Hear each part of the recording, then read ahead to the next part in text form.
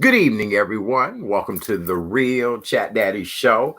I am your host, Art Chat Daddy Sims, and I'm excited to be back with you guys on a wonderful Monday. It is Monday, June 15th, 2020. And I have another great show planned for your viewing and listening pleasure this evening. Coming up on tonight's show, we are celebrating all things fathers this week. So we're going to kick the week off by talking to a gentleman who I find to be a phenomenal community activist, a businessman, as well as a dad of five. And he happens to be my cousin. And that t-shirt he has on really does say a lot about him. Be kind is all I've ever known him to be.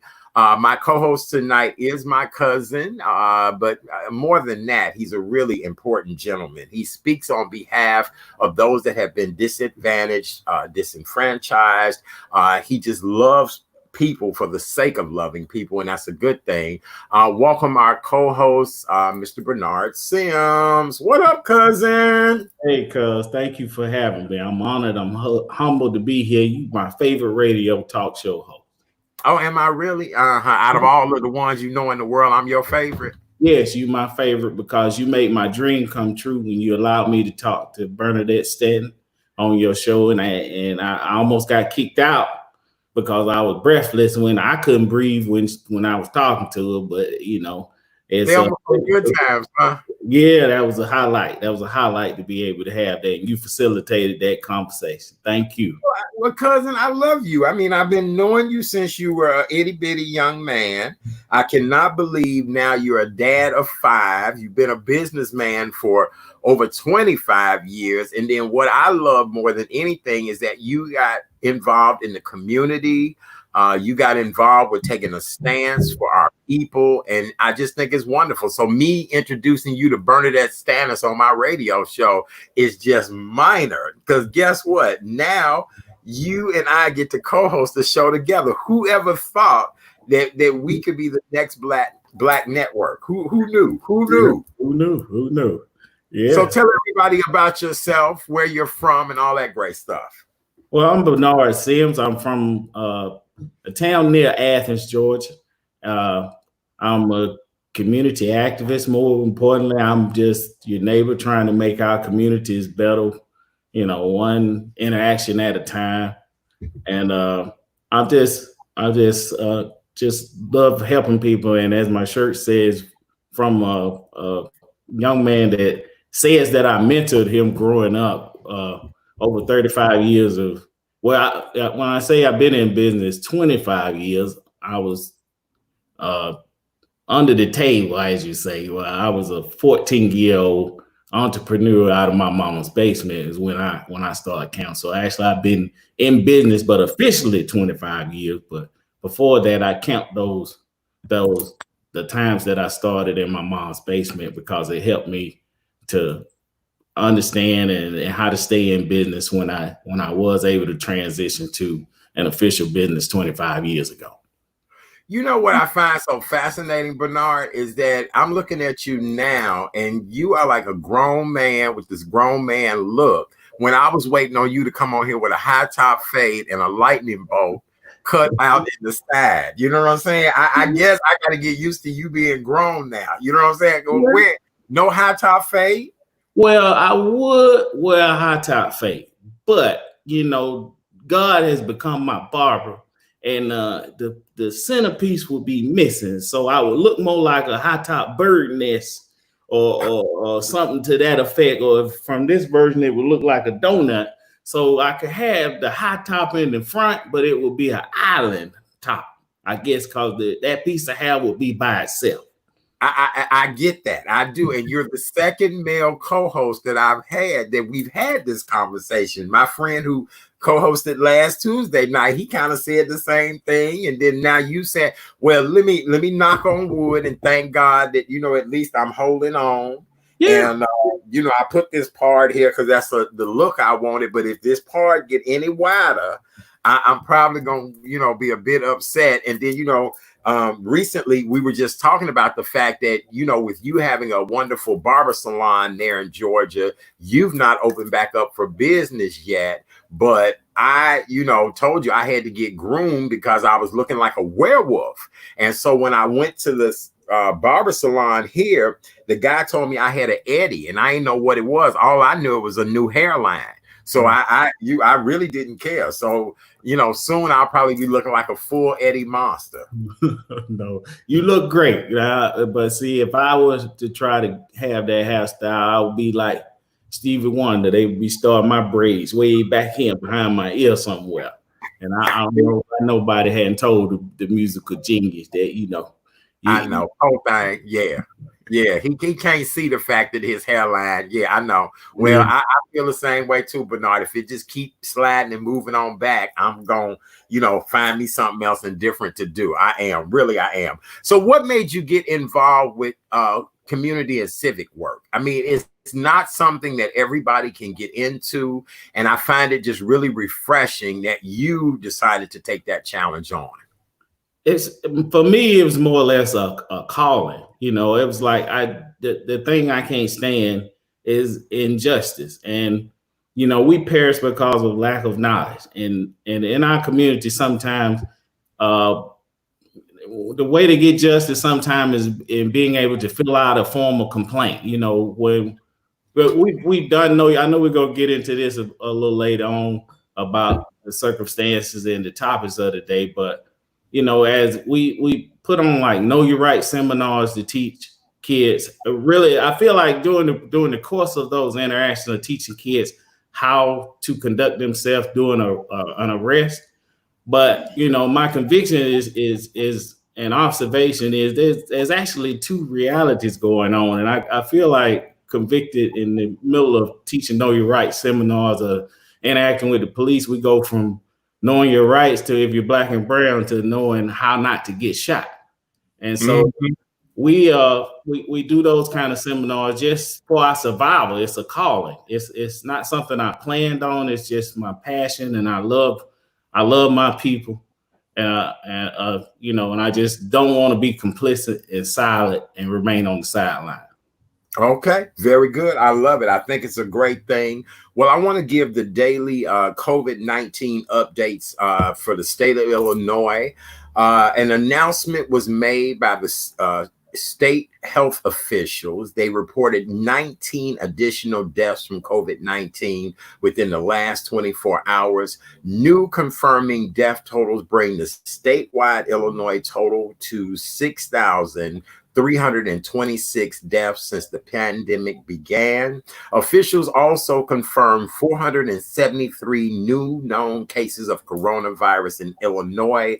This now pushes the death total to a statewide total of 133,016. I couldn't say that at first. Too many threes in there. 133,016 is the statewide total.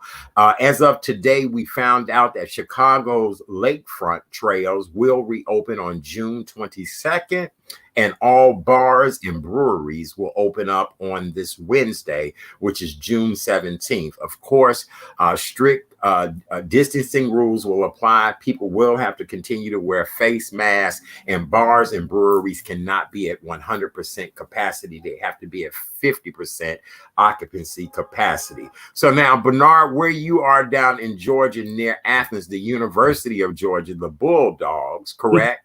Boo. I don't like the Bulldogs. I like Georgia Tech, which you like Georgia Tech. You've always loved Georgia Tech, the Bulldogs. That look, I know that if nothing else.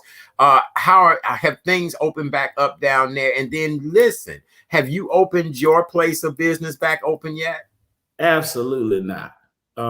We have a governor here in Georgia, Brian Kemp, who stays like miles, a mile or less around the corner from the CDC. And he get on the news and saying, "Hey, we just found out that asymptomatic people can spread the virus." And so, and being that is our leadership, and that's who in charge. If he's saying it's safe out there, it's like I'm not jumping in the water first to see, who can survive, because his interests are not not the people. It's not the people when you can be that lax in information when you stay right up the street from the CDC. However, they are trying to open some things back up. I think too soon. What concerns me is they're not talking about playing football. They're not talking about playing baseball, basketball. But you want me to go and open my business up to cut hair, and I don't have that kind of wingspan to where I can stay outside of 6 feet and cut nobody hair. So I think when they say that people are more or less they're necessary workers, they're saying that those people are expendable, and I just choose not to be one of those at this present time until we get better information. I agree with you 100%. I pick and choose what I do, where I go. Yesterday, I went to a graduation celebration, and the place where I went for this graduation celebration, it was an outdoor space. It was plenty of room. It allowed people 6 feet of distance. When I do schedule appointments for grooming, I try to ask to be the first person there, or either I ask that, you at least give it some time between me and the next person, and that, it's important that you clean and sanitize and do all the right things. But I'm kind of with you. A lot of people are out here so willy-nilly. I saw people yesterday that didn't have any mask on.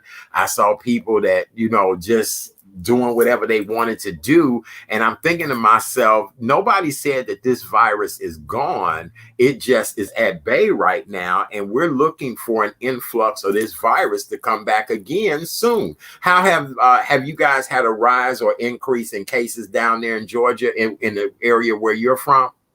Yes, it's been a steady, it's actually been a fluctuation of it. But what concerns me is I researched at John Hopkins Institute, and the numbers globally, America is, we didn't have it at first. Our president said it's one of those issues that's over there, but now we're a quarter of the cases and a quarter of the deaths globally in our nation.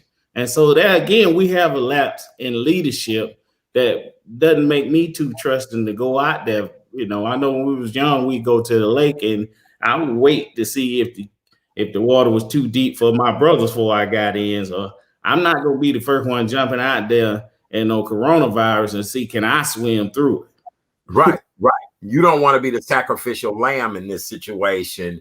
And I understand that 100%. I agree with you on that. I still limit, the things that I do. I still only go out now twice a week to handle things. I'm very limited on what I'll do. I don't have public appearances like I used to, because those all surrounded events and activities and things like that. And I mean, we are living in a new normal. And with this being Father's Day week, and you having, children in your home, Bernard, what have you as a dad been saying to your kids about, school ended early, everybody's at home now, the adjustments that need to be made? I'm sure your children's personalities better now more than you ever did before. Not that you didn't know them, but what as a dad have you said to them about, the world in which we're living in right now? Well, as a dad, I mean, what you just referenced is, it made me smile, because you talking about what I was talking about earlier. BC means now, the time before coronavirus and after coronavirus. Our lives have changed, and it's given me a chance to get to, be more interactive in our children's day-to-day life, their day-to-day concerns, and it's really been, in the midst of all the chaos, it's been a blessing, because before coronavirus, we really didn't have time to do those things. We were so consumed with the task at hand. But this allowed us an opportunity to bond and be able to play Monopoly together, to learn some stuff that they don't teach our children at school, as far as from an economic standpoint, about buying property. Just playing a simple board game, at night, it's been very enlightening for me and the family. And it's, through the chaos, we've got to find a blessing in the midst of the storm. Oh, I agree with you 100%. And that's what I've been saying too. You know, the entire time of doing this new show, it's all about how you pivot. It's all about how do you represent yourself to the masses. And, you know, at first I was like, wait a minute, I'm just going to take me a break. I look, I'm tired. 5 years of nightly radio. And no, it was like, you got to continue to keep this momentum because you have an audience, you have people and fans and followers. And so that's why I decided to just continue to keep the brand moving in a way which is wonderful. And then now here my little cousin is on here joining me, who's a grown man with 5 kids now. So right. So it works out well, you know. And that's a blessing too, because before I didn't have time to center and do things like this. I really, you know, just to be able to sit here and have this conversation with you before coronavirus, I wouldn't have had time because I'd have been taking somebody to dance class at East Athens or something, you know, golf lessons but now, you know, we're going to get back to doing those things, but we just want to get back to doing them in safe and right way, because I'm my fault. I know we get into Father's Day later, but I know how, critical in circumstances we've been. And my father died when I was like 14, and I was at that age to where I was trying to develop into manhood, and I just want to be present. So that's why if I have to stay at home and get laid on a couple bills, it's better than a death sentence. So I love it. I do. And that's positive words to give to anybody. And we're going to talk a little bit more about the fatherhood thing later on, because I'm really proud of you. So over the weekend, comedian, our good friend, did a Netflix special entitled 846. And did you get a chance to see 846 at all? And I just think it's a really, I can't even figure out who I'm talking about here. Dave Chappelle. Who? Dave Chappelle. Yeah, Dave Chappelle. He actually did it right outside of Dayton, Ohio, because he's from Dayton, Ohio. Right. He did 3 shows, and believe it or not, 846 is the time of his birth on his birth certificate. And so Dave Chappelle always is a leader when it comes to talking about cutting edge things. He never holds his tongue. The comedian talked about many things on the slow burn of George Floyd, police brutality, and the killings of African Americans. You got a chance to see it. I only saw snippets of it. It was free on YouTube on Friday night. What did you think about the entire special? I thought it was genius. I think Dave Chappelle did what great comedians do of their time. He did what Dick Gregory did. He embraced the struggles of the people. He told comedy in one sense and made us laugh about our things we cry about that we see in the newspaper. And you could see that his frustration and rage of what we watched. We watched a man be crushed to death like a bug right before our faces. And for him to go in and communicate that frustration of an entire people is Black genius in itself. And I don't expect any less from Dave Chappelle and Dick Gregory and Richard Pryor and the likes of that. He stepped to the plate on communicating our frustration in that piece, in my opinion. He really did, because he's been trending all weekend on social media. Today on all of the entertainment shows, they were talking about it. And I think that, you know, the genius that is Dave Chappelle, he couldn't have picked a better time. I had 2 friends that were actually there.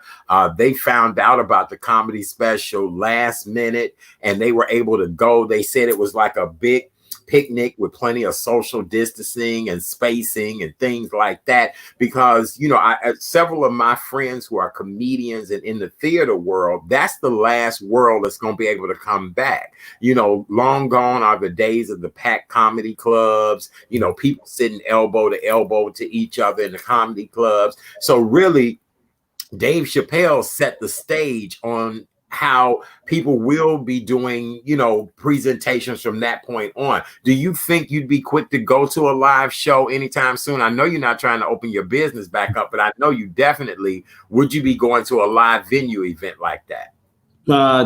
Not at this time. As you know, and plus there's so many other ways to, like, I got to be there and be present through the medium of YouTube and social media, and I'm able to do things like this. So now for me, it's not, I don't want to be, I don't want this, I don't want to be part of this new influx that they talking about, Right.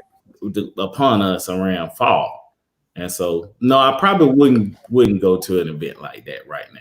Yeah, I'm with you on that too. I don't know if I'm necessarily that eager to be out there and amongst people and that type of thing. But I heard it was just a wonderful event that he hosted. And I'm glad we were able to, as I said, see the genius of his work that was being there. Well, a gentleman who is a Saturday Night alum and also a fellow comedian, Jay Pharoah, shared a surveillance video footage of him being detained by Los Angeles police, who allegedly approached him with guns drawn. And one of the cops was even seen kneeling on his neck in a similar way that led to the death of George Floyd. And I cannot believe that, here Jay Pharoah is out just running, getting some exercise in LA, and they thought he was a suspect in something that didn't even happen. And we would have never found this out. And thank God he had footage, unless, this had come out in the news like it did this weekend as well, too. So what do you think about the whole Jay Pharoah thing? I mean, to me, it's there's this veil, as W.D. Du Bois talked about, that exists. I'm absolutely not surprised that it happened to him. I'm surprised that he survived and is able to articulate his experience. It's so many people who don't have the distinction of celebrity as Jay Pharoah that these things happen to what we're talking about, just coincidental encounters with the police that become deadly. I mean, it's even if I look like a suspect, Dylan Roof was the murderer, and he was taken with compassion to Burger King and offered some fries. And so, right. and like I just think that I'm glad Jay Pharoah's okay. I'm glad that he has a platform to communicate our frustrations on a local level, because that happened to a brother like me, in which situations like that have happened, where I've been at my own place of business and the officer was about to take me to jail and told me to take my hands out my pocket, and I'm the one holding the camera. And so it's like, what do you do? Where do you find all these Negroes with these multiple hands that can have a camera up and down? And it's just a life-threatening situation. It shouldn't become a normality for a regular police encounter. So I'm glad he's alive, first off. I am too. I'm glad he's able to tell the story. I'm glad that he actually has footage of what happened to him. I understand that he was offered a half-baked apology. Most of us as Black men, when something happened to us, we lucky to even be able to be helped up off the ground after something like that happens. And what I'm finding not surprising in all of this, why is it that every Black man I know, we're able to have this conversation about how we had an encounter with the police and it wasn't the best thing ever? It was, just the most horrifying thing. And it makes me wonder, what do we tell our young Black children about, the police?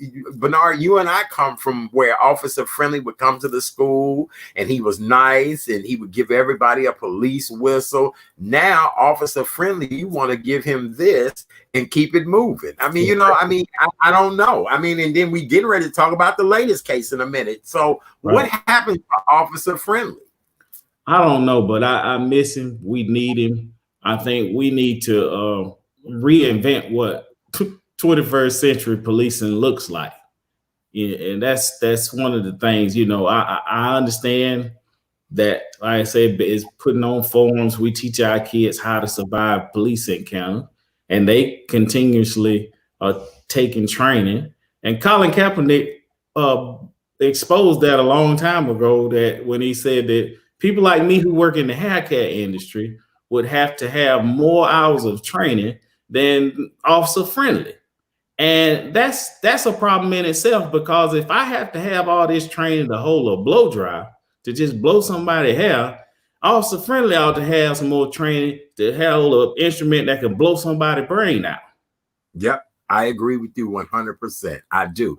And I learned that more than anything when I took my conceal and carry class. And when I went to the gun range, you know me, I've never done anything like that. So it was exhilarating, but it also was depressing to me for the simple reason that I said, you mean to tell me I have enough power to now pull a trigger? And if I pull this trigger and look, and you only using that part of your finger to pull it, I'm like, man, I could do some real serious damage. And I had to step back and say, I don't know if this is necessarily for me or not. You know what I'm saying? And I'm glad I went through the whole process. I'm glad I can say I have that under my belt, but I don't know if I really want that type of responsibility that I could easily take somebody out now with no problems. Yeah, but hey, I'm really glad that you have the expert on firearm training and safety and stuff. When you doing that right there, I almost put my hands up. I thought you were going through the screen, but right. The young lady you have on the show, man, she's brilliant to talk about firearm safety and stuff. And we need those conversations in our community because most of us come home and put our guns with kids in a place to where they can get it. And we need to learn the procedure and protocol to keep each other safe from defending ourselves from ourselves. That's right. I agree with you 100% on that. Well, Bernard, I want to talk about a story that is taking place down there in Atlanta. You're about 45 minutes away from Atlanta, and Atlanta was all the talk this past weekend. 27-year-old Rayshard Brooks had fallen asleep in the drive-thru of a Wendy's on Friday night. The authorities were called, the Atlanta police, to report the man had fallen asleep in the drive-thru. He actually failed a sobriety test. Afterwards, the police went to handcuff him because he was inebriated. They were going to take him in. He then gets into a scuffle with the police officers. He grabs the police officer's taser. He goes to run. The police go to apprehend him. He turns, and what looks as if him firing the taser at the police, the other police officer shoots a weapon and 2 bullets in the back. So now the chief of police has resigned. Chief Erica Shields stepped down, and the officer who shot Brooks, Jared Rolfe, was fired, and the other officer on the scene was put on administrative duty. So now the world has seen another Black man being killed by the police. Now, to me, there's 2 sides of every story. I'm going to let you go ahead and give your take on it first, and then I'll give my take on it. Okay, first, before I say anything, I just have to say, because Father's Day is coming up, and to the family of Rayshard Brooks and his wife for 8 years, Tamia, and I think I got that wrote down, Tamika. Yeah. Wife, yes. 8 years, I just say my heart goes out to them and those kids, because again, I identify with what the first Father Day without your father is going to feel like. You see everybody else celebrating what they have, and it reminds you of what you don't anymore. And my opinion on that is I have to say our mayor from Atlanta has always been coincidentally in the forefront of civil rights issues, while still Stone Mountain is the birthplace of the Ku Klux Klan. So it's one of those identities and this distinction. It's almost as if to keep us in balance, one needs the other. And in the climate that we was in, when all the protests are still going on around that Wendy's, I think that's what leadership come in and say we need to act fast. And I'm sure, they was not wanting anything like this to happen in the city of Atlanta, but it did. And at the end of the day, I think the brother, like I said, I teach, I work with officers, teach Know Your Rights classes, and we tell people if you are under arrest to just go on and fight. You live to fight another day. However, in this climate, you think about the condition of Black people who are tired. You think about George Floyd did comply. I mean, I had uncles on each side of my family who died in police custody who complied, but we get conditioned to think, well, I'm looking at the brother from perspective of yes, he should have complied and went on with the police officer. Yes, he had a little too much to drink because the level in Georgia's 0.8, I think he was 0.08, he was 0.1.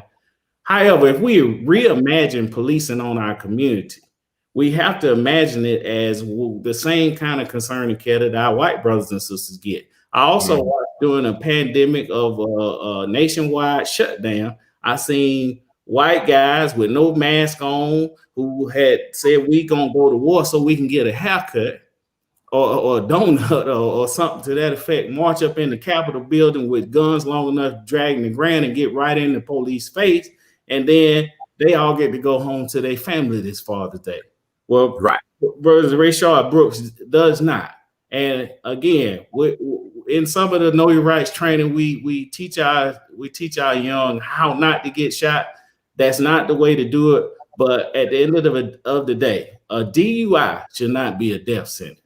I mean, Bill and Ruth got some fries, and they was in the drive-through window of Wendy's. Somebody could have told that brother to go over there and park, let his sister come pick him up, or either just wait on your ride or sleep it off or something. But we have to reimagine what policing looks like on Black and brown people compared to, the other groups of people, our white brothers and sisters. I wish we could get the same level of compassion and concern as far as that goes.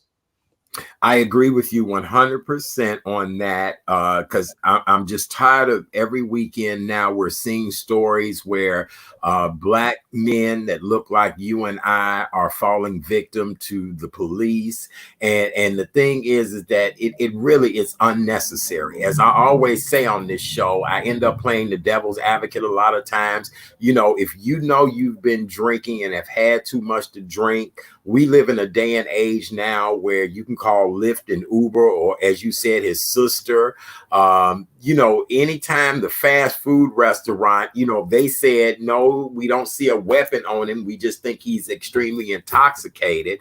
The police get there and administer a breathalyzer. And when they went to arrest him, he decided that, he wanted to wrestle with them and then grab the man's taser. Sometimes we've got to step back and as you said, just ride it out, go with it, and keep from, being in a situation where now he is dead. My thoughts and prayers go out to his family, his wife, his children. I agree with you as well too, Bernard. This is a very sad situation, but I also think that, we sometimes have got to learn to curtail our behavior. And this, I'm speaking to all of my brown brothers and sisters, all of my Black brothers and sisters, that, sometimes we got to let justice serve this out, because I hate to hear that a 27-year-old young man is now dead over, really he was just trying to get him something to eat and sober up.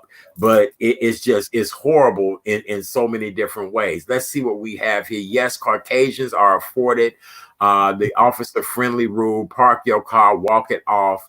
But you're correct, Bernard. We have no compassion. Absolutely. So I need to figure out how can we involve more compassion when it comes to dealing with us as African-American people is our biggest question. How do we get more compassion out of the situation? I heard a brilliant young lady. I don't know if you've heard of her, but she's like a city councilwoman in Athens. She's like a former student at UGA. Her name's Mariah Parker. She actually was led a protest in Athens and caught the COVID, but she's still protesting from her car. This is how sister is. She's sworn in on the Malcolm X autobiography of Malcolm X. But anyway, I heard her say something today that inspired me, because my feelings was, I was looking at it through the veil of, as a Black man, and I know that our fathers and our parents taught us, You can't do what everybody else do. I watch white guys all the time on video resisting arrest and hollering Molly, get the sling and this and that, and they get to go home. But then we get shot like Tamir Rice in less than 2 seconds. So I'm just saying, what Mariah Parker was talking about was reimagining what 21st century policing can look like, where you tell the guy, hey, go over here for a minute, sleep it off. You ain't hurt nobody. Just sleep it off, get you a ride home. We'll take your keys. I remember the Andy Griffith show. What was that? That guy who always was in Otis would lock himself in the prison every weekend, take himself and go to jail and lock himself in because he had too much. Right. And if black folks or brown folks or Latin brothers and sisters, if we could be afforded Asia the same kind of courtesy, what a wonderful world that would be. And that I didn't have to be so traumatized as a black kid growing up where sometimes I didn't get a pat on the back. I got a pat on the butt because my parents were preparing me for the world that we live in. You know what I'm talking about. We knew we had, when we walked through Macy's and we got bad. I remember I was so traumatized when I had my first kid. I'm walking through Macy's with the baby bag and I'm walking past the clothes with my hands up, and my wife like, what are you doing? And I'm like, I don't want them to think that I'm putting stuff in this bag. And it's like these things are passed down to us that we have to walk and navigate this society of America as if we, on a tightrope. And I noticed my white counterparts, they don't have to worry or concern themselves about things like that. So if we reimagine policing to where it's not, I want to be treated better than that. Black lives matter. I'm just saying Black lives should matter as much as anybody's else. I don't know if they need to say to some of these people who deflate the slogan, to if they say Black lives matter too. We just want to be involved and share in these freedoms that most people, white brothers and sisters have. That's what. I agree with you 100%. When all of this happened with George Floyd, a couple of days after that, brother, my phone was blowing up. People were inviting me to do all kind of Zoom calls and meetings and all that kind of stuff to actually talk about, my thoughts and feelings as a Black man. And what I wanted to say so bad is, are you all not paying attention? Do you not understand what Black people have gone through? We've been trying to tell you all that it has been a problem for years. Well, what can we do? How can we ease your pain? How could you? Well, first of all, help me with all the problems I've had with discrimination. Help me with all of the misguided, information that was given. And for me to only be told because you Black, or your pockets won't be deep enough to sue somebody for the problems and things like that. That's been discrimination against Black people forever. You and I are going to actually talk about systematic racism, and we actually going to do it from a level of, I'm in the North, you in the South. Remember when we was little, we used to talk about city mouse, country mouse? Yeah. That's what we are tonight. Yes, we are. We city mouse and country mouse tonight. I love it. I do. Let me bring everybody in. Welcome to the Monday night edition of the Real Chat Daddy Show. I am your host, Chat Daddy. I'm here Monday through Thursday nights from 7 to 8:30 p.m. You can always watch this show via Facebook or YouTube at the Real Chat Daddy Show. I ask that you guys please go to both of those pages, subscribe, like page. If you want to catch an encore performance of the show, they can be found on both of those particular pages. My co-host tonight is a community activist, businessman, father of 5, and guess what? He happens to be my cousin. He is Country Mouse. I am City Mouse, and tonight we are doing what's called a Sim show. He believes in being kind. I believe in namaste, so it all works. It all makes great sense. He is Bernard Sims. And I am honored to have my cousin here with me tonight. That's right, cuz feng shui. Get it all in harmony. Get it all in harmony. He's doing an outstanding job with me tonight. He's also a former Blog Talk radio show host. But Bernard has been in seclusion now since the COVID-19. He is a business owner. He owns a wonderful barber salon in near Athens, Georgia, and he is not ready to open his business back up because he's waiting to see what is going to happen with this whole global pandemic that we're experiencing here in the United States. Bernard, are you having a good time so far on the show? Man, best time. This is the best time. I don't get out much, and you get me out of the house without getting me out of the house. Very good. That's what I want to hear. And people are steady watching us tonight. We have really great numbers, and I appreciate you for being here and spending some time with me. This makes my heart feel good to have one of my family members on with me. I think you will be the first, other than when you called in the show that night, but you'll be the first family member to co-host with me. So I just think that's great. I really, really do. Right. So we have a lot of people shouting us out. Our cousin Tammy in Cincinnati, Ohio says, hey, cousins. Thank you to everybody who is a part of this tonight. We're actually really honored to have you guys. So Bernard, I want to shift gears just a little bit and talk about systematic racism. We've been talking about the difference between how Black and brown people are treated versus any other race of people. And so I'm going to let you lead off with systematic racism in the South. We just had a news story here today in Chicago about how home buying for Blacks here in Chicago is quite different than anywhere else. See, you and your wife can buy a beautiful home down there in a complex or a gated community. No big deal. Here in Chicago, you got to really bring your A game, and the banks are probably going to discriminate against you trying to buy $1 million home here. Oh, it ain't much different here now. Okay. We got the same issue here. It's systemic. It's not. It ain't just. It's one of those things that we have problem with predatory lenders and real estate agents that won't sell you this house right now because they don't want you in these spaces. And I stay in a modest neighborhood, and I got white neighbors looking down their nose, asking me and my son when we were walking around our own subdivision we lived in for 18 years. A lady just moved here, Karen, as they say, but her name was Emily. But she told us we need to walk at the park. We're not free to walk over here. And I'm like, I'm trying to get this kid from playing Fortnite and get him outside to do some activities. And then it's safe for playing Fortnite with a gun because she pull up on us like Zimmerman, and we don't belong here either. So it's rough everywhere, but it's systemic, and I think it derives from a mental condition. You know, if we go back and look at it in time. We're talking about officers now, but they get the blame for a larger problem, in my opinion. It's not a bad apple. It's not even a bad bunch. It's strange fruit hanging from the tree that is grown by corrupt croppers and is derived in contaminated soil.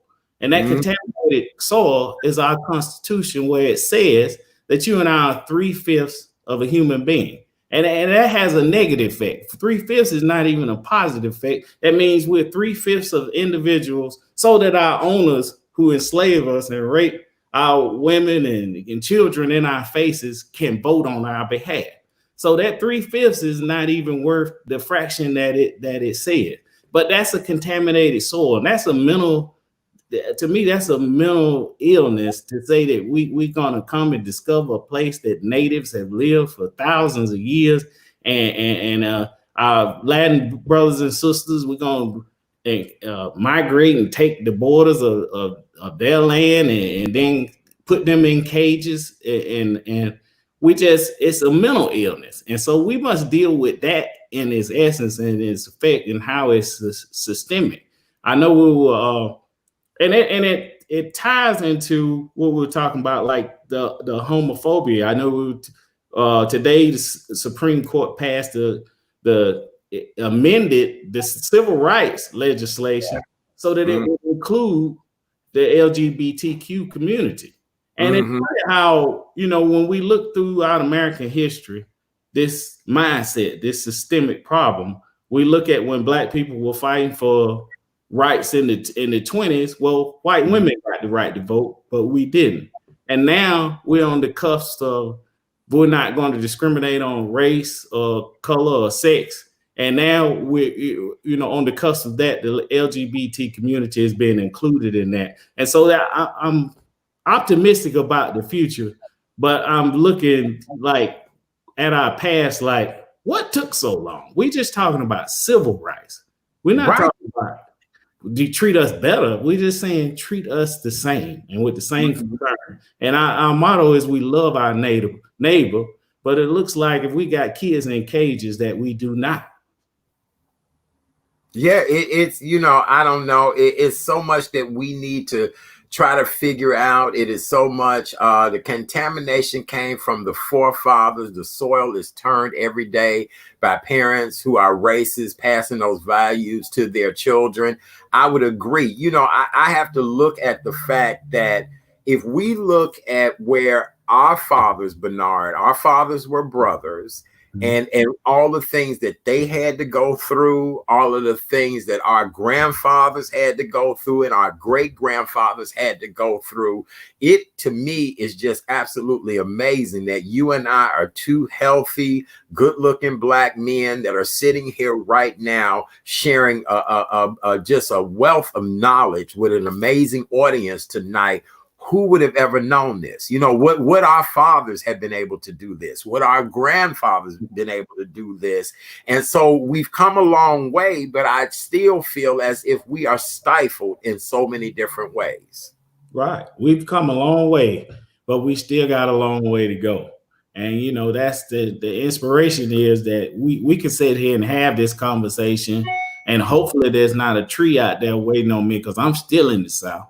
Hopefully there's not a tree out there waiting on me with my name on it, but I'm still in a state to where Ahmaud Arbery was chased down by the Duke boys and gunned down and put his prize photo on the internet like they had just hunted a tiger in the woods, And so I'm in a place where Kendrick Johnson is a young man in Valdosta who the school cameras conveniently go out when they show what happened to this young man. But the narrative that they want us to believe is this young man rolled himself up in a wrestling mat and suffocated himself. Yeah, I remember that story. This is a young boy. This was not a burrito. You can't roll yourself up in a wrestling mat. So I understand that, it's with these conversations, with this conviction that I try to speak with is because of what our ancestors went through. And they couldn't have these conversations. And that's why I'm glad to have Real Talk and Real Chat Daddy show to have this platform to speak truth on these issues. You know what? I appreciate you so much for that. And I always wondered where best could my voice be used and heard. And it was always the communicator of the people. It was always, what are my people really thinking? How can my people be heard in a way? I had somebody last week gonna put a couple of racist comments in my timeline while we were doing this show. Oh, don't worry. I checked them. I said, listen. This show is not about being racist. This show is not pro-Negro. This show is pro-progression. This show is to be able to explain things to people in layman's terms, be able to let people hear from genuine, honest people. I'm not having a lot of propaganda and a lot of people who spew hatred on here. It's everyday, regular people that we want the message to get out that we're loving, that we are smart, that we are people who are thought leaders on how do we change the circumstances in which we've been in for a very long time. Right. And it's funny that those same people are the same people who don't have a problem with they have a problem with guys like Colin Kaepernick kneeling on the football field, but they have a problem with a police officer kneeling on a man's neck for 8 minutes and 46 seconds.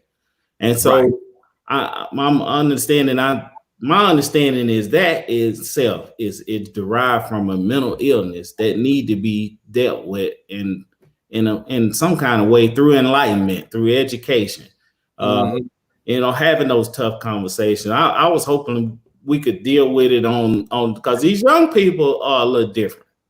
I'm noticing that they organized a march in the COVID pandemic. Her name is Shannon Harris. She's a local person. She organized a protest through social media and had, I don't even know, it was more white people than black people out there. And to me, that's encouraging because as a black person, I think that we've been able to stay in this circumstance, in this condition, because other people watch us and we need help, a man crying for help, and they just go back to their lives. But to see how the young people are organizing and coming together and getting together a coalition of people that look all different kind of ways to say, hey, this is not right. It does my heart a lot of good to see that. That is true. Oh, I love this comment.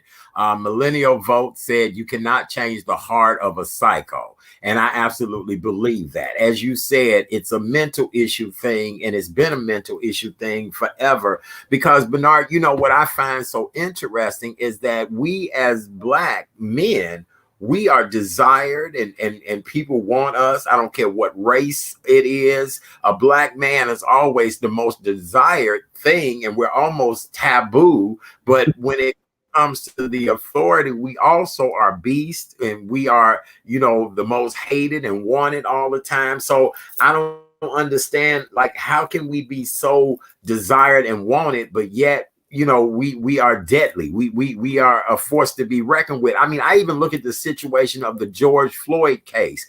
Him and the cop who killed him worked at the same nightclub. Like, you gotta kidding me. They really didn't even know each other like that. But then the owner of that nightclub said that that cop always did, was very agitated and always wanted to use pepper spray, and that he wasn't too fond of Black clientele. And I'm thinking to myself, you killed one of your fellow co-workers on national television.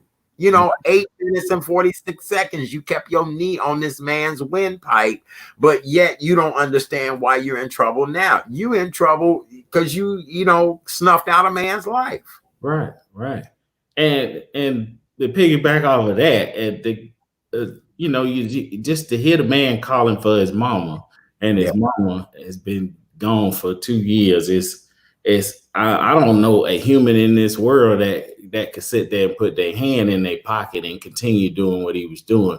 My 8-year-old child said, Daddy, why don't he get off of that man's neck? And so that in itself is a pattern of this mental illness that I'm talking about. But I look at the whole systemic aspect of it. First of all, George Floyd, it was accused of having a fraudulent $20 bill. That shouldn't be a death sentence. Not at all. But if you in a circumstance where you got a fraudulent $20 bill, to me, he stayed there 4 minutes after the transaction happened, after the store owner came and told him that. That has happened to me. I've had fraudulent money and didn't even know it as a barber until somebody brought it back and said, hey, I couldn't use this change you gave me. It was no ill intent, but he waited 4 minutes, but it still shouldn't be a death sentence. But what I'm saying is, from a more systemic perspective and an economics perspective, if the man had to use a counterfeit $20 bill, his economic circumstances was so dire, he couldn't breathe from an economic standpoint from the get-go. And we need to address that as far as, addressing the issue at large, the systemic problems that pervade our communities in a cycle of poverty. And we don't have this generational wealth that was stolen from some of our ancestors, especially in the South. I got some stories that I could tell you from a book about some of our ancestors. One of our ancestors, Ashbury McCluskey, owned 380 acres over in Oconee County, which is where this is one of our ancestors? Yes, it's your grandma, Lona Stroud, mother's maybe grandfather, father, somewhere over that area. But Grandma Lona Stroud, her brother, her uncle, grandfather, something like that. He owned 380 acres over in Oconee County. Well, the Klan come in, they didn't like it. This uppity Negro, he got more than we got, and he was a modest man. He didn't buy a new car; he had an old car. But they decided they want to take his property one night. Well, he ended up shooting a couple of them, and he ended up getting injured himself. He had to go to Atlanta and be locked up. But he got locked up for his safety. But they end up coming in and taking a lot of his land over there. Well, those descendants were able to, benefit from that. You and I, we got to go out here and get it done. So there's a generational curse associated with poverty from being robbed and raped back then. And now we are trying to overcome that trauma that's been passed down to us. Because like I said, sometimes we should have got a pat on the back. We got a pat on the butt because they know the world that they was preparing us for. And so, there's a trauma associated with that within the Black community that we must deal with first to better ourselves. Let me ask you this. Do you think we should get reparations? Do you think we are owed anything? And with all of these cases that continuously come up, we're looking at Ahmaud Arbery, we're looking at Breonna Taylor, we're looking at George Floyd, and these are just stories that again have surfaced in 2020 that we're talking about right now. We're not going to talk about the multitude of stories that have happened before then, and it has always been going on. And I'm trying to figure out, would reparations be a solution? That's what Millennial Votes just said. What is the solution? Is there any way that we can get what's coming to us? I don't know. What do you think? I've heard some very creative ideas that I think will work. And when we talk about reparations, I think sometimes the conversation get visualized as the Black man going buying a whole truck full of Newports and a new Cadillac with his money. And reparations is not that. That I heard Ice Cube talk about reparations should be in the sense of, if you are Black and brown, your ancestors have paid their debt. So you could have a term or a time limit to where you weren't responsible for paying any income tax. I think that's something that we could possibly do. A situation where you come from an underserved school district, and if you qualify to go to this prominent university down here in Athens, then maybe they offer you free college tuition because your ancestors have paid that debt. But when we talk about that, it's like these needy Negroes needing a handout, and we needing a hand up. But what's ironic is the slave owners that owned our ancestors got paid reparation. Mm-hmm. And I didn't know that. When I found that out, I was like, they got paid reparations for losing their slaves by the government. But we got sent up the road with nothing. Oh, absolutely. Because here's the deal.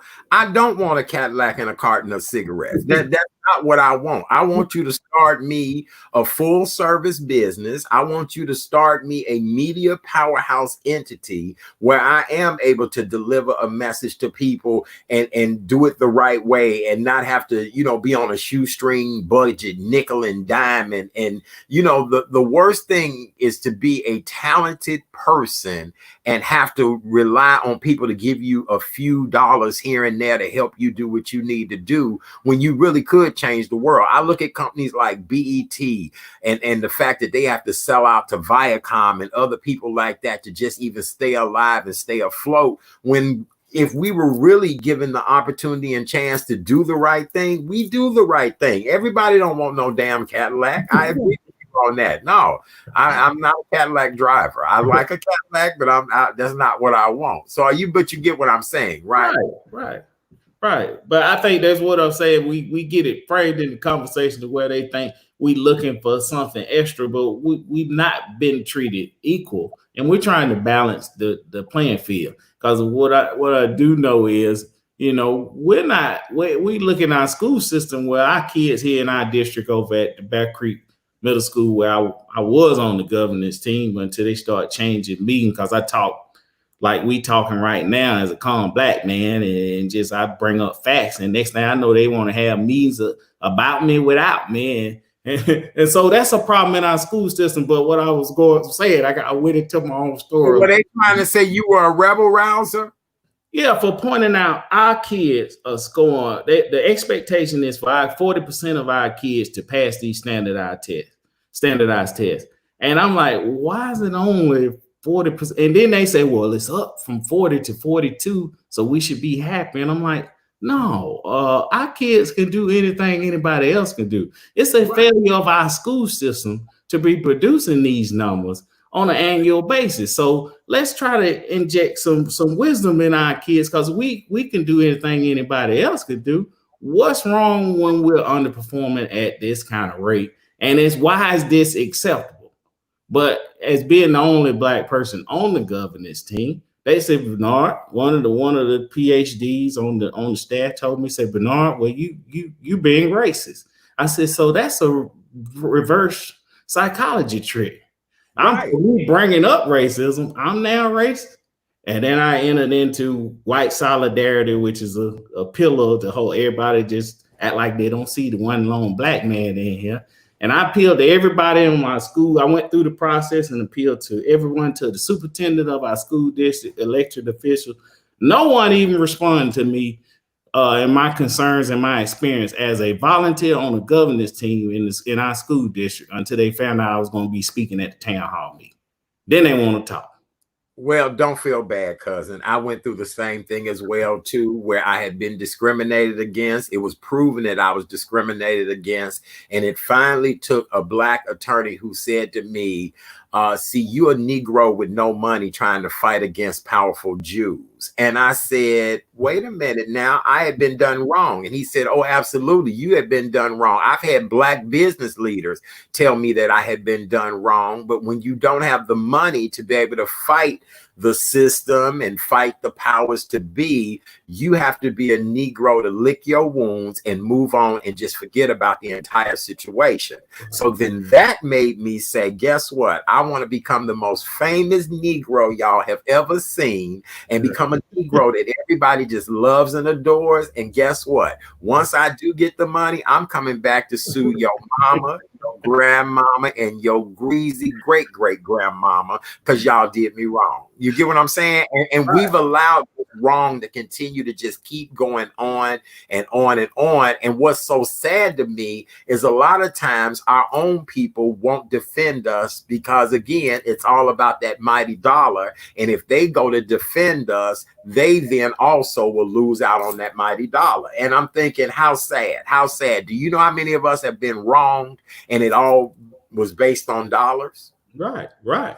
And there's a level of frustration that comes with that, though. It's like, again, I'm not asking for any more rights than anybody else, but I darn sure don't like being mistreated simply based on my race or my perceived standing in the community alone. I mean, if I have a valid point or a valid concern as a Black father for the education of our kid, or whatever, or the way the police treat Black youth in the community, then I think that voice should be heard, and we should listen to each other to learn instead of just listening to respond.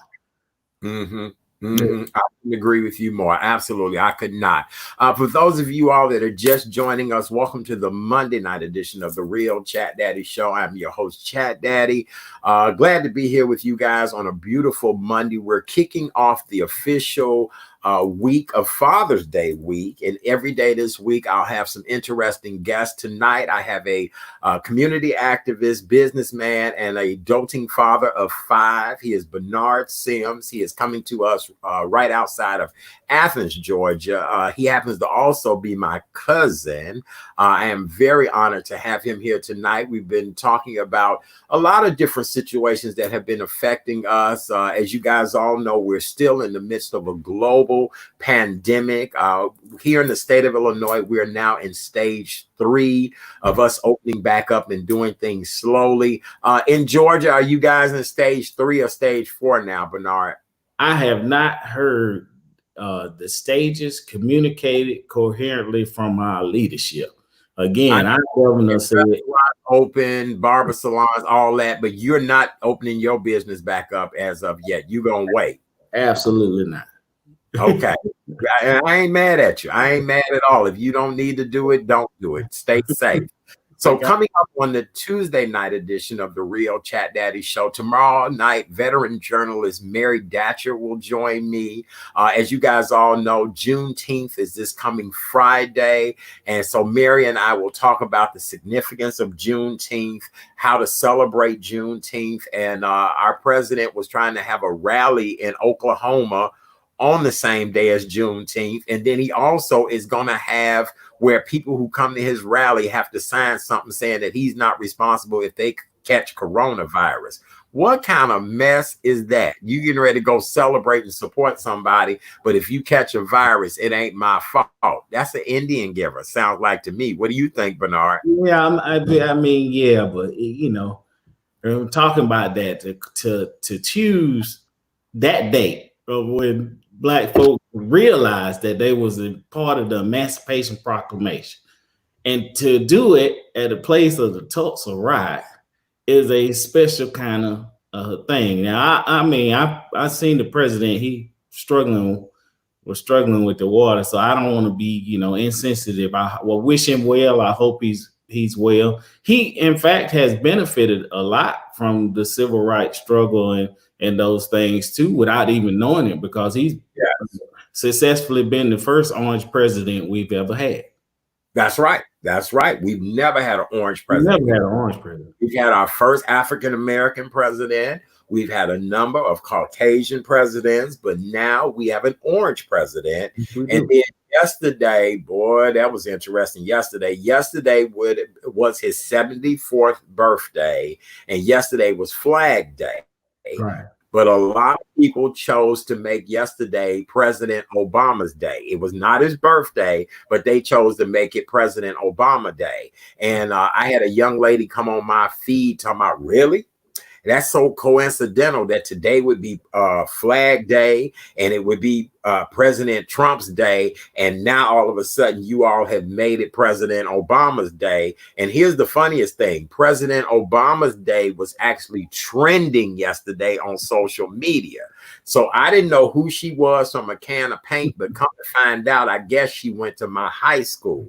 So I politely checked her, because guess what? You don't come on my social media pages and say whatever you want to say. That's kind of like you come into my house, pooping in my toilet and not flushing. So I ended up checking her. I ended up tagging a couple of people to ask who she was, and they told me what her maiden name was. And, you know, I just politely did what I did. But, sweetie, you don't come to my house, poop in my toilet, and not flush. And so, you know, the hatred out here is real now. Racism is really rearing its ugly head like you wouldn't believe. It is. And it's always been there. I heard Kareem Abdul-Jabbar talking about it. Like, if you're in a room with no light and you can't see the dust particles around you, but the moment that light and that truth come in, you can see it's everywhere.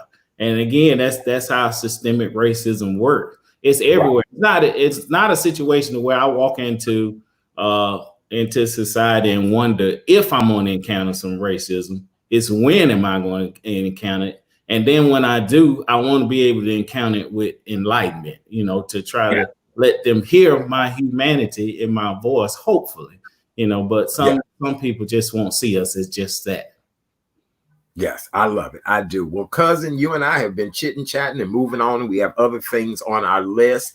Today, the Supreme Court just ruled that LGBTQ employees are now protected from job discrimination. And when I talked to you last week, I said, well, please tell me the things that you want to talk about when you come on the show with me. And what I found so interesting was that you wanted to talk about homophobia in our community. I was just taken aback when I read everything that you wrote me. I said, oh boy, I love it. My cousin wants to have this conversation. It is Gay Pride Month. And then here today, this breaking news happened where the Supreme Court now it's talking about job discrimination. And, you know, the homophobia within our community has been real more than anything. Atlanta is now considered the new gay capital of the world. And so I just thought it was interesting. So I'm going to let you take over this conversation, and I'm just going to chime in where I think is necessary, because I'm curious to see what your thought process on all of this would be. Well, I'm inspired by, you know, things like when Al Sharpton, like what I'm saying, I'm an advocate for civil rights. And so you can't be for civil rights for some and not the civil rights of others. that just don't work real. That's not fair. That's not right. And as I'm talking about my white brothers and sisters and allies not participating in our struggle, I found myself convicted because I've been part of a homophobic culture, the way I'm cutting hands, somebody say something that, doesn't listen to Eddie Murphy's Delirious or something, and those hateful words, and I might just keep cutting. But it came a time to where I tell you the tipping point for me, the straw that broke the camel's back. It's a series on Netflix called The Trials of Gabriel Fernandez. It is gut wrenching, and that I don't think many people can watch that and be the same. This is an 8-year-old kid who was tortured by his mother and his stepfather because they thought he was gay at 8 years old. And I'm talking in my barbershop about how that affected me and how that has moved me to my silence is being complicit. I don't want to be complicit in this anymore. And so I was talking about this in my barbershop about this torture that happened to this 8-year-old child. And a young lady sitting in my barbershop said, well, did they find out whether he was gay or not? Almost as if that's saying, well, if he's 8 years old, he deserved what he went through. This young man had cigarette burns on his head. He had somebody cut his private parts with a knife. There wasn't a square inch on his body that wasn't affected. And that inspired me to want to be an advocate for justice for everybody, in hopes that nobody else has to go through that experience in life. Love is love. And as I said when I was on the town hall meeting the other day, I've had every title in this community. I've been a son, I've been a brother, I've been a father.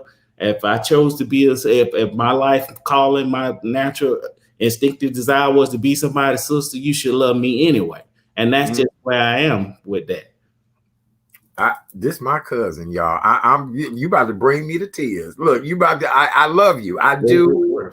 And the thing is that we've got to be accepting of all people, because you just never know what the circumstance and the situation might end up being in life. And you really don't know what people are doing behind closed doors. I've always found those that have been the most negative, those that have talked the most about people, you need to check them for what's going on with their situation as well too, because you've got to look at it. As we all say, mental illness plays a greater part in all this than anything else. But even that, the observation you just gave, even that is systemic itself. For somebody to have to pretend to be something that they secretly not, it shows that the trauma associated with trying to conform to these ideas of society that who set for us. I mean, when I was young, I grew up and I'm able to, as far as being a man or in our community, there was not these restrictions on what I could do. But why would we put that on people anyway? Love is love. If I'm able to choose who I want to be with, and some people might not like that, some people do, but why would I allow that liberty to anybody else? Because it's hard to be married with the divorce rate. You can't blame homophobia for that. Heterosexuality don't seem to be working well. And I get up there as a preacher. He done been married 5 times. They talking about the gay community. I'm like, bro, you need to work on being with who you with this week. Oh, absolutely. Because look, Bernard, I always say, if you slept with more than 2 people in your lifetime, you're a whoremonger. So if you really got to take it back and look at how this goes biblically, I don't care whether you're sleeping with a man, woman, or anything in between. If you slept with more than 2 people in your lifetime, you really are a whoremonger. You know what I'm saying? Right. So I'm trying to figure out what difference does it make? You know what I'm saying? What difference does it make? And if you really talk to any young Black gay man in the city of Chicago that was of my age and demographic, it was to avoid poverty. It was to avoid gangs. It was to avoid a lot of different things. And so that's a whole nother story that will have to be talked about one night just, to look at how it all works. Oh, I appreciate you so much, that, saying that we're doing a great job of talking about this. Just so you guys know, the Supreme Court today, surprisingly, in a 6-3 ruling in favor of gay and transgender rights, was perhaps the strongest evidence yet of how the fundamentally and unpredictable Americans can be on changing their views about how things have really changed. So this makes a great difference. Now, the person, Amy, who put this law in effect, actually died in May from a liver disease.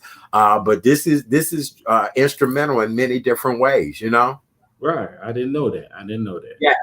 The person who actually brought this to the forefront as far as this now being a law actually just passed away in May. They were talking about that on the news. Wow.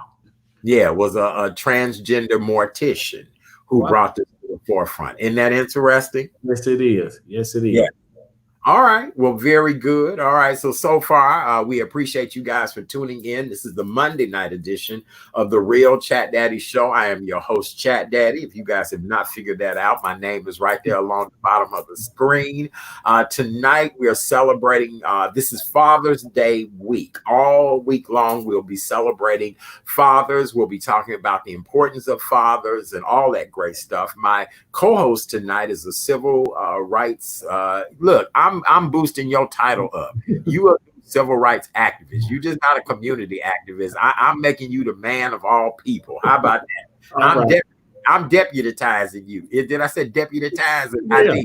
I got that power. Chat Daddy has that power. Well, call me the poor man's Al Sharpton. The poor man's Al Sharpton. That's what I like. And I'm sure he'd love that too. He's also a business owner and he's a doting father of 5. And so Bernard, I've never had this conversation with you. 5 children. And I remember you when you didn't even talk about kids. You were talking about boogers and your dump trucks. And now here you are, a grown man doing all of this. First of all, what does it mean to be a father of 5, and what has fatherhood taught you?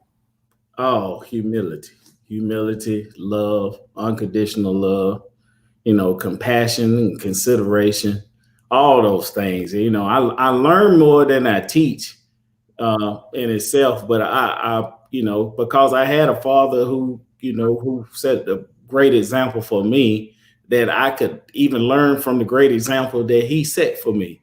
So I'm fortunate to have had my father for as long as I did. But when he tragically died in a construction accident in the yard, from that moment on, the importance of getting that validation from someone outside of my mother was critical to me. And I got it through relatives and through kind words from you and Celeste and Give. She has a book on like self-encouragement. So they always say a woman can't raise a man. Well, my father was there till I was 14, but my mother did what she could, and she, I am a man today. So that you say some of these things that are cliche, but it takes a village, and I'm just grateful that we had one. Yes, well, you do. You have an incredible mother. I just love and adore her. And if she's watching, I send all of my love. You've done some amazing things. You really have. What advice would you want to give to fathers out there? A lot of these young fathers struggling. The young man that was killed in the Wendy's parking lot, it's not easy being a dad. A lot of times dads do not get the recognition that they deserve.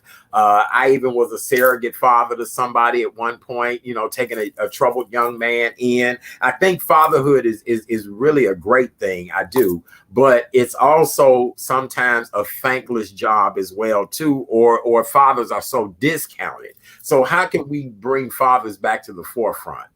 Well, we might need to bring well, I know the Temptations wrote Papa Was Rolling Stone, and then the hardest guy on the street was Tupac, and he wrote Dear Mama.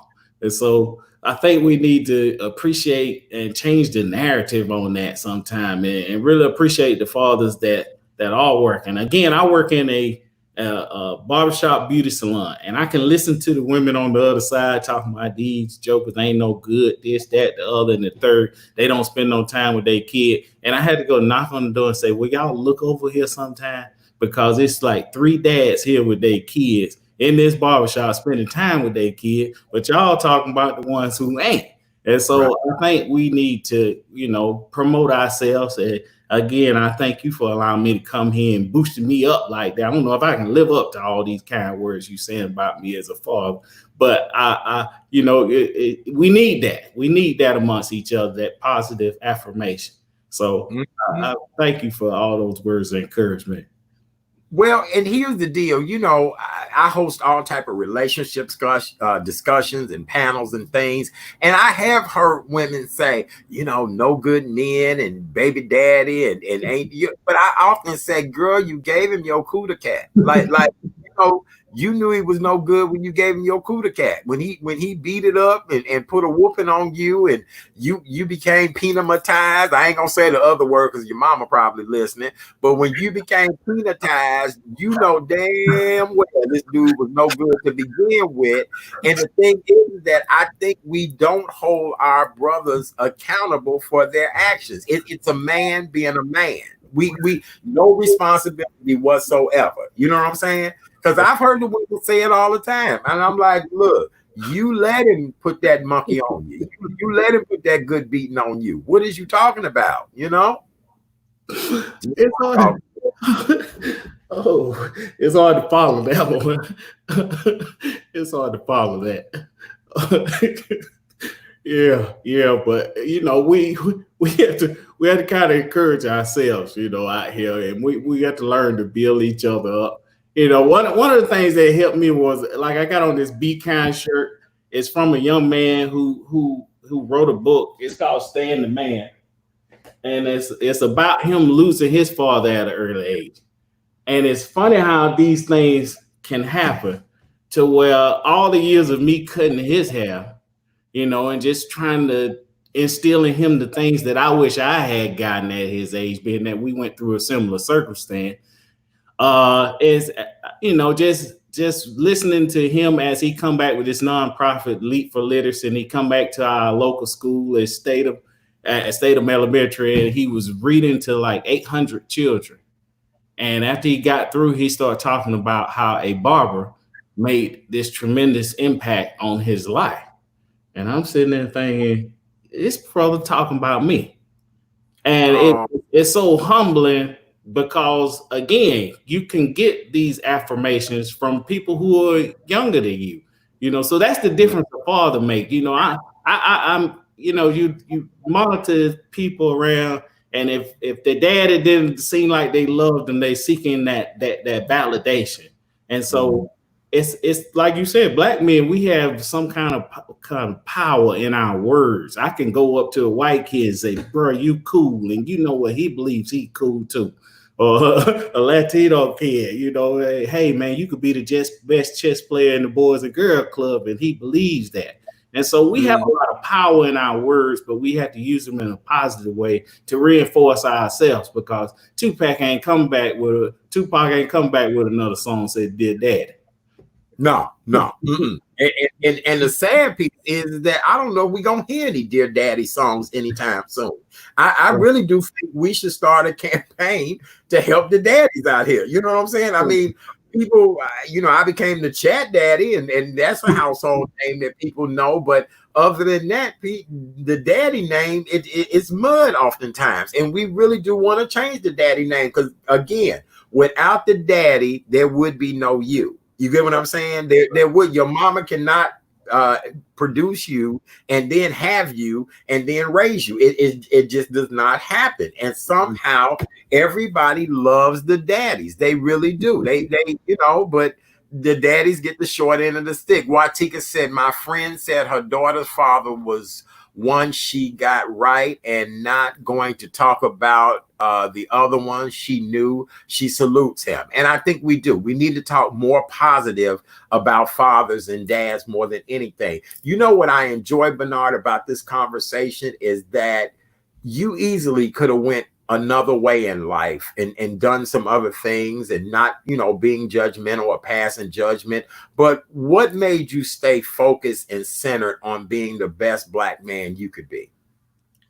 A sense of, my father, like I said, he died when I was young, but this sense of pride that he did instill in me at a young age, from being able to work with him on his construction job that he owned, a concrete construction job, and being able to work alongside my brothers and my sister, write the payroll check. It was like my mother helped, and it's just like a family business. And to see the way he treated people and how people come back to me years later and talk about how kind he was and how influential he was and respected, even though he wasn't there a long time, he made a great impact on me. And I'll never forget the last words he said to me when he went out the door that day was, "Boy, get up." It's one of those things where my mama can say, "All right, get up for school." She's shaking me. She's pulling the cover off. In 30 minutes, I'm still in the bed.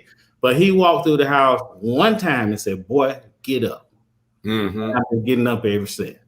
Mm-hmm. I do. I really, really do. This has been absolutely just amazing in many different ways. I just love the energy that you have. What's next for you, cousin? What do you want to do? What's in the future? I know you want to get your business of 25 years back up and running real soon, but what is next for my cousin? And then now you got my mind racing. Now I'm gonna have to get us a bigger media house. I'm gonna have to, you know what I'm saying? It's gonna have to be under our umbrella. Since you telling me that entrepreneurship is in our blood, you telling me to get up, and that's something that I believe. You got to get up every day and make a difference. What is in the future for you? And let me figure out what we can do to make it happen. Well, I'm a person who just led by the spirit, what I need to do at that time.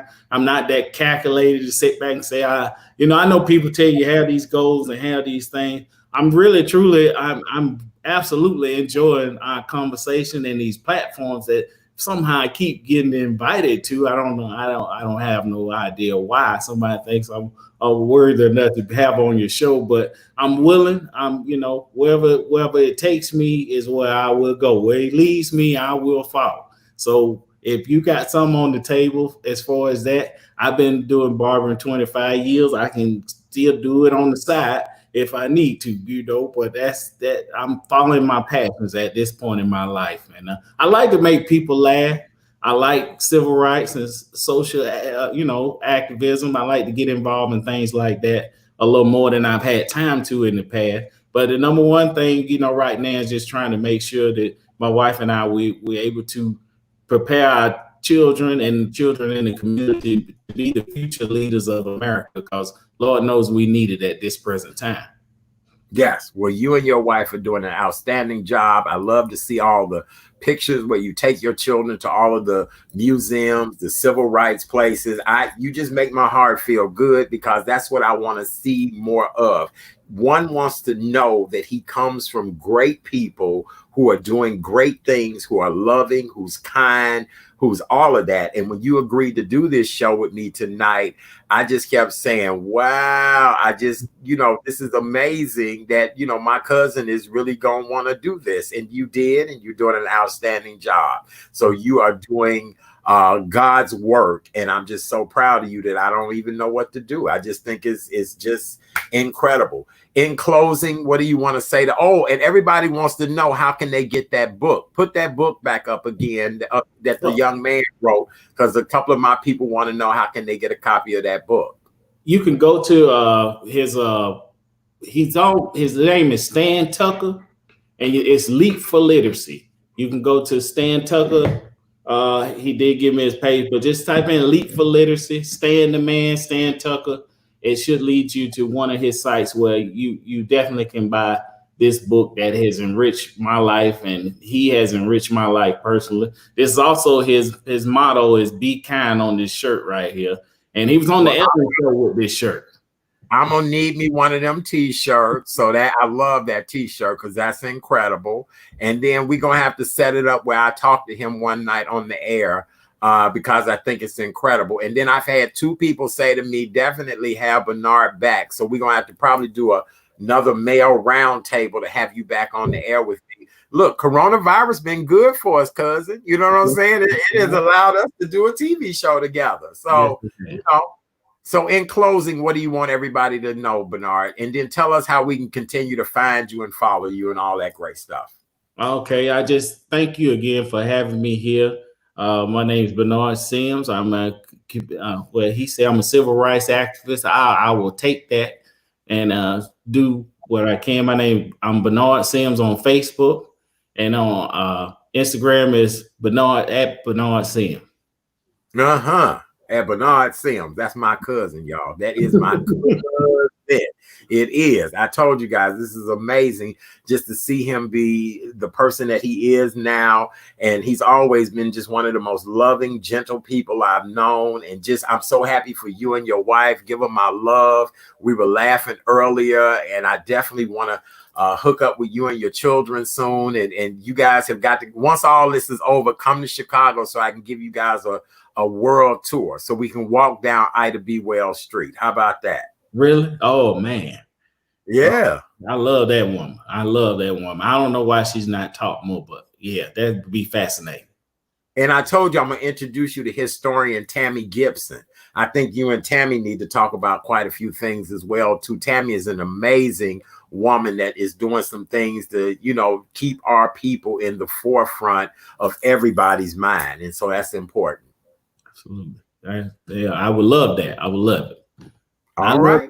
I'm proud of you. We're very proud of you. I'm always talking about my cousins, Chat Daddy. Well, thank you. Yeah, it took a long time for y'all to get the Chat Daddy part right, but it's good. Yes, amen. Yes, the character, right? Your cousin who you grew up with, and Chat Daddy, the celebrity. I know it's a beautiful thing. I love you, cousin. I do. I really, really do. Well, ladies and gentlemen, we've come to the end of yet another wonderful show. I just want to thank you guys so very much for tuning in with us tonight. It is the official kickoff to Father's Day week. All this week long, we'll be talking to people about what does it take to be a wonderful father, how to treat your father well. I forgot to finish mentioning, tomorrow night, we also are going to talk about dementia care. A lot of people have aging parents who are suffering with dementia, and dementia will catch you off guard and you're not necessarily ready. I know 3 of my friends right now who are dealing with parents with dementia, and they at first were not necessarily sure of what was going on. So tomorrow night, our expert will be on to talk about dementia. We also have Mary Datcher, veteran journalist, coming by to talk about Juneteenth, as well as we're going to talk about some other things that have been going on as well, too. Let me see. We got a wonderful comment right here, Bernard. Oh, that's my good friend, Delisa New Williams. Great conversation. Yes, our Black men's words are powerful. Absolutely. And that's why society has tried to silence them for generations. We have to encourage and speak life into them. I love this. Delisa New Williams, I love her and her husband, Emilio. I got to have them on soon, too. Her husband, Emilio, is a great guy. We got a great show that's Jean. I love her as well, too. Cousin, is it bedtime down there yet? You're an hour ahead of me. No, it's not bedtime. It's never bedtime around here. No, nobody, long as nobody's not going to school. Oh, so there's no curfew in the house now? No. Oh, I love it. See, you such a good dad. See, you better than our daddies. Because see, our daddies would have told us, get your butt in the bed. It's 9 o'clock. You're right. It would have been bell time. See, I'm loving this new daddy thing. You know what I'm saying? You like, no, ain't no curfew around here. Oh my God, I love it. I really do, because our daddies be like, it's 9 o'clock. Take your butt. Get it there. It sounds like our daddies, doesn't it? Yeah. Yeah, it does. It's amazing. It is. It really is. Well, on behalf of my wonderful co-host tonight, Mr. Bernard Sims, located right outside of Athens, Georgia, the University of Georgia. He's more of a Georgia Tech fan. I am more of a Bulldog fan. I only say it because I love the dogs. Other than that, what else would I know? What else would I know, cousin? What else? All right, it's been a great show. Thank you guys so much. Don't forget to go to therealchatdaddy.com therealchatdaddy.com, therealchatdaddy.com. That's my official website. There you'll find out all the information you need to know about Art Chat Daddy Sims.